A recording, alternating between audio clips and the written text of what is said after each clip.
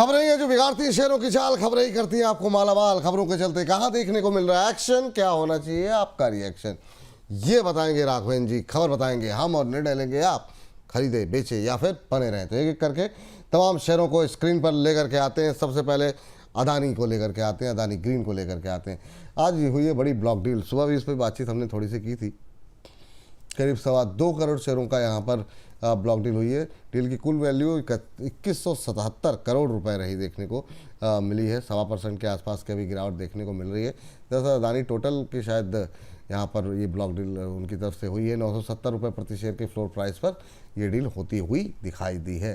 Sir क्या टिप्पणी रहेगी आपकी इस पूरी डील में? जेफरीज जो है वो पूरी डील का ब्रोकर रहा। 1.25% 1.5% की गिरावट अदानी ग्रीन पे, अभी क्या टिप्पणी रहेगी आपकी? मुझे लगता है अडानी ग्रीन जो है टेक्निकली इसका स्ट्रक्चर तो खराब है, तो मेरे हिसाब से अभी बाय करने की राय नहीं है। एक बीच में अपसाइड का मूवमेंट आ सकता है, बट वो बहुत शॉर्ट टर्म की रहेगा, तो अभी कोई बहुत बड़ा अपसाइड नहीं दिख रहा। अभी फिलहाल इसको अवॉइड कीजिए। चलिए, तो ये अदानी ग्रीन को लेकर के निकल के बात आई है। अच्छा, अदानी ग्रुप में कुछ अच्छा लगता है सर आपको? मतलब बहुत लोग पावर की बात कर लेते हैं, कुछ लोग पोर्ट अच्छा लगता है।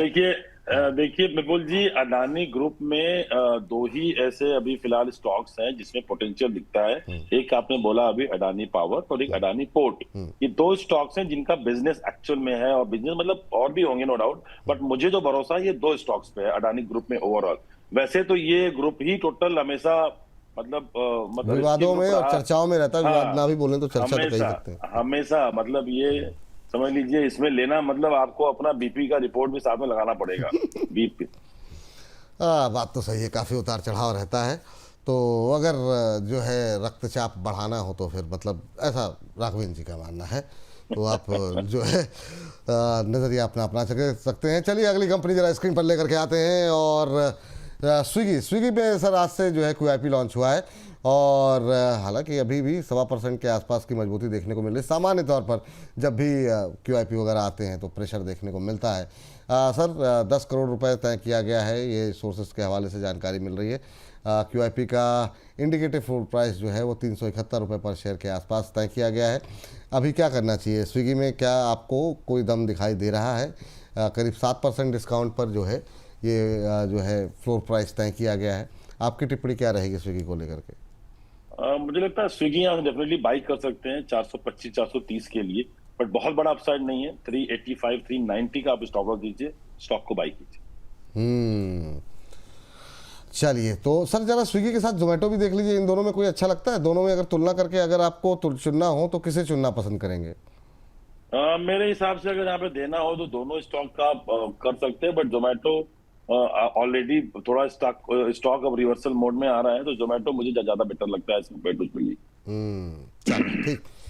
सचिन नागर साहब कह रहे हैं सर मेरे पास है पेट्रोल बाइक, डॉक्टर साहब से बोल देना सेल करना है, इट्स अ जोक। अरे आप तो क्या कौन सी मूवी आई थी उधर, आई एम जोकिंग।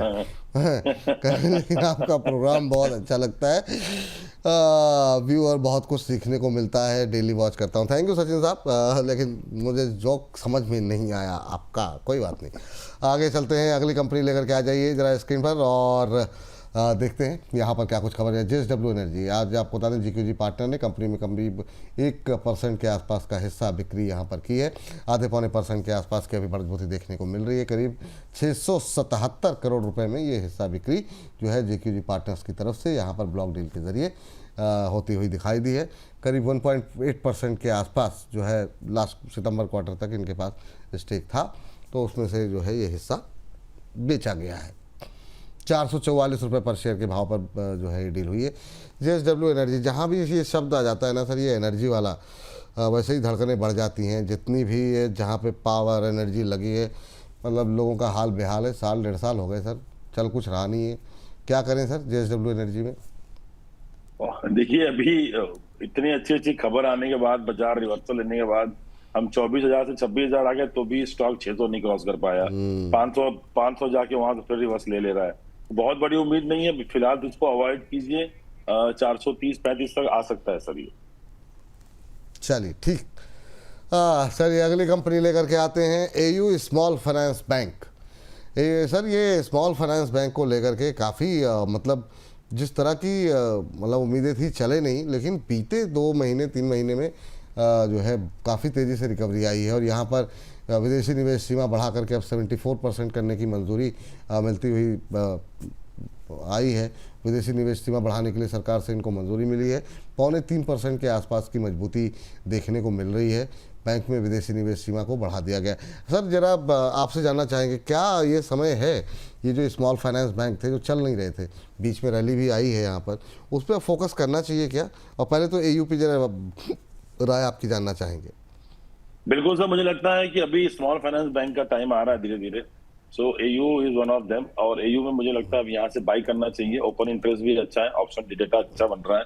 सो 1025 1030 तक जा सकता है। 980-85 रुपए का आप स्टॉप लॉस दे दीजिए। सर ओवरऑल मुझे लगता है स्मॉल फाइनेंस जो सेक्टर है ना, वो एक रैली ले लेने की जो यहाँ तैयार हो रहा है। कोई पसंदीदा है सर? ये जैसे उज्जीवन है 52-53 पे चल रहा है। लोगों की रुचि इस तरह के शेयरों में काफ़ी रहती भी है, थोड़े सस्ते हो लेकिन चलते नहीं है कई बार। लेकिन अभी जो छोटे शहरों में कहीं कोई समझ में आया क्या ये जो स्मॉल फाइनेंस में? मतलब उज्जीवन अच्छा लग रहा है सर। उज्जीवन का स्ट्रक्चर भी अच्छा है, कोई खराब नहीं है। मुझे लगता है कि 55-60 रुपए के रेंज तक स्टॉक आ जाना चाहिए। तो एक देख सकते हैं, ये स्मॉल टिकट साइज में है तो इसको डेफिनेटली ले सकते हैं। 50 रुपए या 51 रुपए का स्टॉप लॉस जरूर रखिएगा। चलिए ठीक है सर। हाँ, ये बात यहाँ पर निकल के आई है। और अगली बात के लिए ज़रा स्क्रीन पर नज़र लेकर के आ जाइए, अगली खबर, और फिर वहाँ पर देखते हैं क्या कुछ एक्शन देखने को मिले। टाटा पावर, चलिए 1% की तेज़ी है यहाँ पर। Sir 400 kV Koteshwar Rishikesh transmission line चालू हुई है। नॉर्थ इंडिया के ग्रिड में 1000 मेगावाट क्लीन हाइड्रो पावर जोड़ने की तैयारी यहाँ पर हो रही है, जो नया प्लांट है इसके माध्यम से। आपकी टिप्पणी क्या होगी? 1% की तेज़ी देखने को मिल रही है। सर पावर में थोड़ा मैं ये जानना चाहूँगा आपसे, अभी करें तो करें क्या? प्राइवेट में अगर देखें तो उम्मीदें थी कि ये पीएसयू को बीट करेगा, लेकिन अदानी पावर भी ठंडा है, टाटा पावर भी ठंडा है, जेएसडब्ल्यू एनर्जी भी मतलब कोई खास मोमेंटम नहीं है। काफ़ी टाइम तक इसने 400 के आसपास रेंज बनाई, लेकिन अब वहाँ से काफ़ी नीचे आ गया। क्या करें सर? सर मुझे नहीं लगता कि अभी इमीडिएटली कोई इन सब सेक्टर में कोई अपसाइड है। और देखा जाए तो टाटा ग्रुप इस समय उसके मतलब ग्रुप के सारे स्टॉक्स में प्रॉब्लम है। मतलब प्रॉब्लम इन द सेंस कि अप्रिसिएशन जो होना चाहिए नहीं मिल रहा है। इन्वेस्टर कॉन्फिडेंस लूज हो जाए, टाटा मोटर हो, टीसीएस हो, टाटा पावर हो या अदर कंपनियां हैं। तो अभी मुझे लगता है टाटा ग्रुप को एक चंद्रयान बनाने की जरूरत है ताकि सारे स्टॉक की प्राइस ऊपर जाए। But overall jokes apart, power sector मुझे सर अभी उम्मीद बहुत कम लग रही है इमीडिएट। ठीक है मैम। सर चला ये बताइए, टाटा पावर नहीं चला तो फिर पावर पे अभी आपका व्यू क्या है? कोई अच्छा लग रहा है? अदानी हो, अच्छा उसके साथ सुजलॉन पे भी जरा व्यू दीजिएगा आप, क्योंकि सुजलॉन ने क्या 50 के नीचे जाता दिखाई दे रहा है क्या, या फिर यहीं से रिकवरी आने की उम्मीद है? यहाँ पर अभी 51-40 का भाव तो हो गया, आज भी इंट्राडे लो पे ट्रेड कर रहा है। नहीं सर, मुझे नहीं लगता कि अभी सुजलॉन रुकेगा यहाँ पे। ये एक बार 48 रुपए का लेवल टच करना चाहिए। लोगों के स्टॉप लॉस इसने जो हिट किए हैं, अब एग्जिट हो रहा है। अब मुझे लगता है 48 रुपए का स्टॉक है वो भी शायद हिट हो जाएगा। तो ओवरऑल सर मुझे लगता है अभी भी जो है जितने भी पावर सेक्टर के स्टॉक्स हैं, कोई बहुत बड़ी कोई अपसाइड नहीं है। तो बेटर है थोड़ा अभी वेट करें, चाहे वो अडानी पावर हो, चाहे वो आरईसी पीएफसी कुछ भी हो। मुझे लगता है थोड़ा वेट कीजिए, अभी इंतज़ार कीजिए। इंतज़ार का फल अब मीठा होगा या तीखा होगा, ये आने वाला वक्त बताएगा। लेकिन बहुत लोगों का तो धैर्य भी थोड़ा सा खो रहा है सर, बहुत लंबा टाइम हो गया। चलिए जरा अगली कंपनी लेकर के आते हैं, और ये सेक्टर काफ़ी चल रहा है और वो है मेटल। मेटल में आज वह धुआंधार चल रही है। यहाँ पर इनको पोटांगी बॉक्साइट माइंस के लिए एक कॉन्ट्रैक्ट मिला है, वो मिला है दिलीप बिल्डकॉन से। दिलीप बिल्डकॉन को आपको बता दें कि 25 साल के लिए जो है ये जो है एमडीओ कॉन्ट्रैक्ट जो है वो यहाँ पर मिलता हुआ दिखाई दिया है। बेस माइनिंग चार्ज 423 रुपये पर टन जो है यहाँ पर तय किया गया है। लेकिन जो नीचे शेयर प्राइस लगाया गया है वो गलत लगाया गया है। वो नेल्को का है जो कि 2% ऊपर है, और खबर जो है वो नाल्को पर है।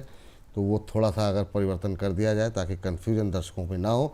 आज नेल्को में प्रेशर है, 1.5% के आसपास की गिरावट देखने को मिल रही है। लेकिन सर क्या टिप्पणी रहेगी आपकी नाल्को को लेकर के? आज जिंक और कॉपर में थोड़ा मोमेंटम बना हुआ है। पहले तो आपकी राय मेटल को लेकर के क्या है सर? देखिए स्पेसिफिक स्टॉक्स हैं टोटल, ये मेटल में जो रैली दे रहे हैं मुझे लगता है वो कंटिन्यू रहेगा।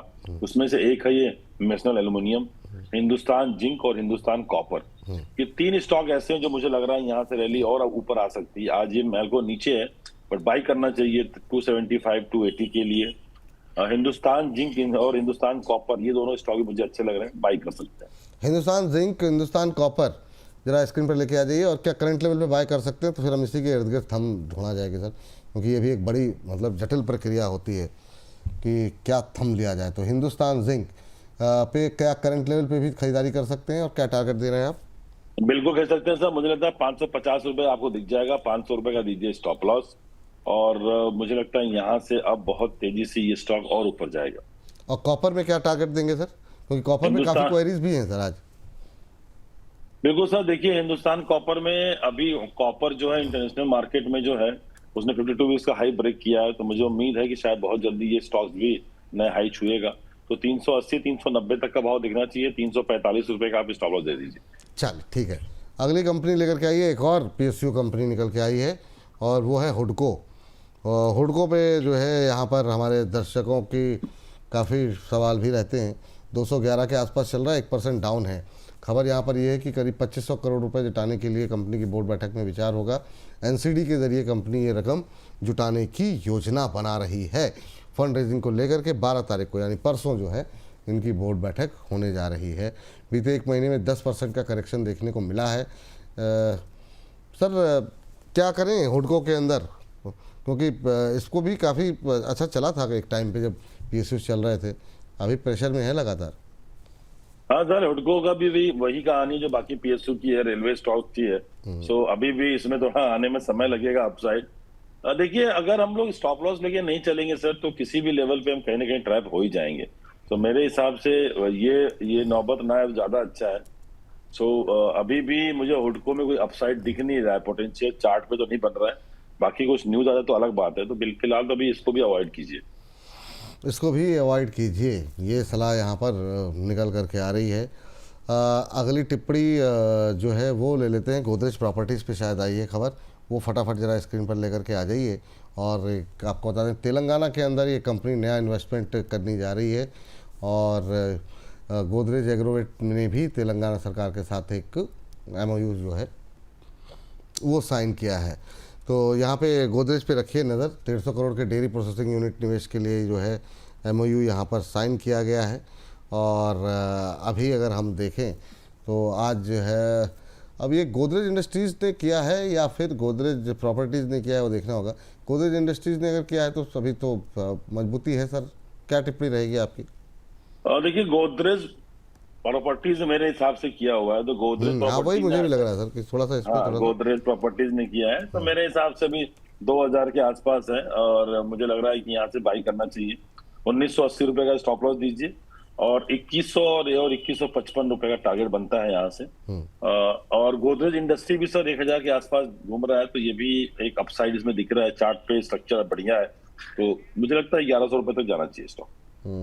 चलिए ठीक है, अगली कंपनी जरा स्क्रीन पर लेकर के आ जाइए फटाफट, और देखते हैं यहाँ पर IRB इंफ्रा।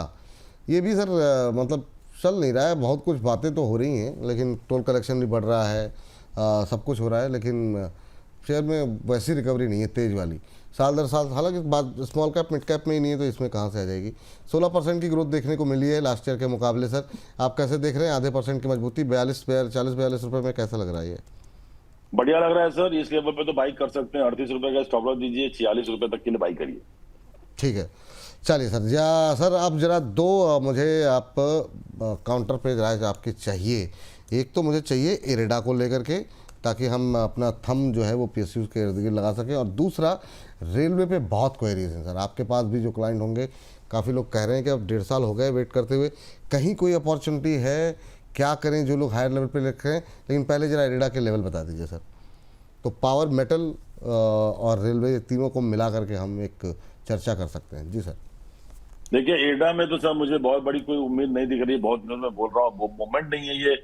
ये स्टॉक 10-5% ऊपर जाता है, 25% नीचे आता है। सो अभी तो फिलहाल घूम फिर के उसी रेंज में पिछले साल भर से है, 125, 135, 140 इसी रेंज में रह रहा है। तो अभी फिलहाल जिनके पास है वो होल्ड कर रहे हैं, 125 का स्टॉप लॉस दें। अगर किसी को लेना हो, बाई करना हो, तो अगर वो बाई करते हैं तो उनके लिए भी स्टॉप लॉस सेम है 125 का। दोनों लोग बाई कर सकते हैं, या जिनके पास है वो होल्ड कर सकते हैं। ठीक। और रेलवे को लेकर के अभी व्यू क्या है सर आपका? रेलवे पे मतलब कुछ संभावनाएं हैं बजट तक, नहीं है?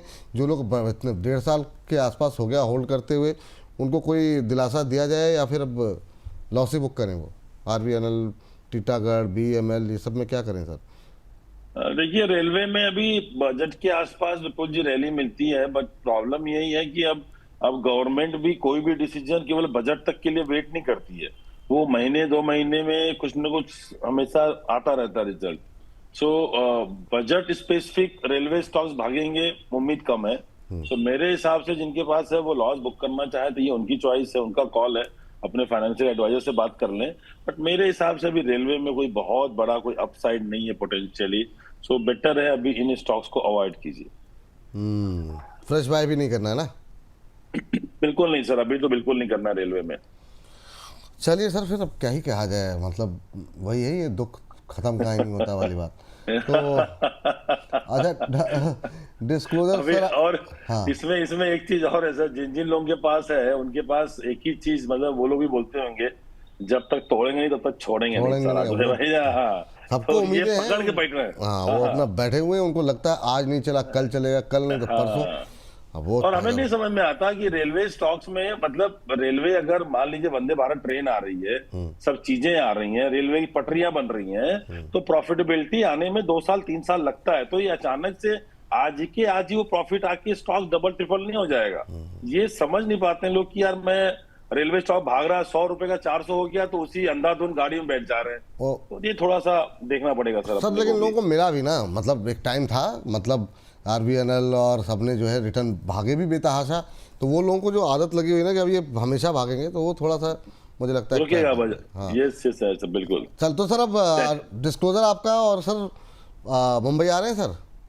नहीं सर, बॉम्बे अभी क्या बताऊं, कुछ इमरजेंसी की वजह से मैं इधर आ गया बनारस। मैं था पुणे में ही था मैं।